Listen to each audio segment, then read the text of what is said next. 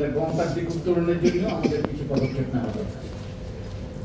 শুধু নির্বাচনই নয়, গণতান্ত্রিক উত্তরণ দরকার।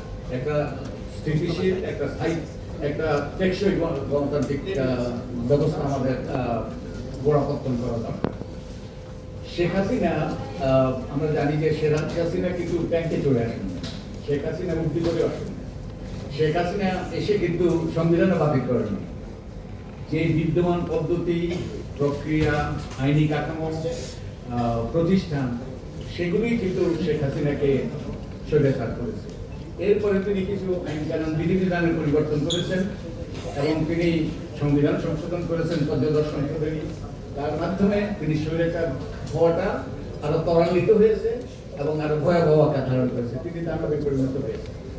আজকে আমাদের যদি সুষ্ঠু নির্বাচন করতে হয়, তাহলে আমাদের কতগুলো, এই যে আমাদের নির্বাচনী ব্যবস্থাটা ভেঙে দিয়েছে, এগুলোর কিছু সংস্কার করা দরকার, এগুলোর কিছু পরিবর্তন করা দরকার।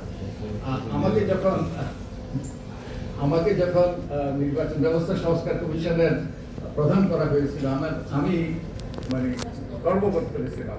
আমি টেলিভিশনে একটা বক্তব্য শুনেছিলাম আমাদের ভাইয়ের।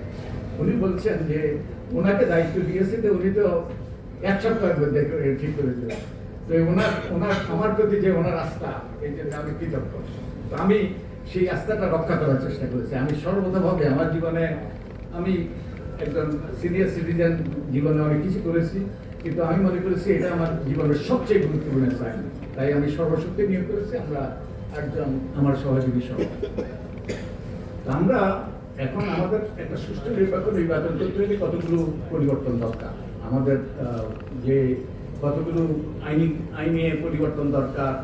আমাদের যে নির্বাচনী ব্যবস্থাটা বিস্তারিত হয়ে গিয়েছে, আমাদের রাজনৈতিক দলগুলোর তো অনেক রকম অবাঞ্ছিত ব্যক্তি সেখানে, এই যে বলে তারা সেখানে জেগে বসেছে। তারপরে আমাদের টাকার খেলা, আমাদের নির্বাচন কমিশনটা নড়বড়ে, আমাদের যেই নাগরিক সমাজ সেটাও আছে কি নাই সেটাও প্রশ্ন। সর্বোপরি আমাদের যে একটা সরকার ব্যবস্থা ছিল নির্বাচনকালীন, যে একটা নিরপেক্ষ সরকার ব্যবস্থা ছিল, সেটাও এই অনেকগুলো পরিবর্তন করা দরকার। যাতে আমরা একটা সুষ্ঠু নির্বাচন করতে পারি, তার মাধ্যমে আমাদের গণতান্ত্রিক যাত্রাপত্রা শুরু হয়। এবং সেই জন্য আমাদের কমিশন থেকে আমরা অনেকগুলো সুপারিশ করেছি।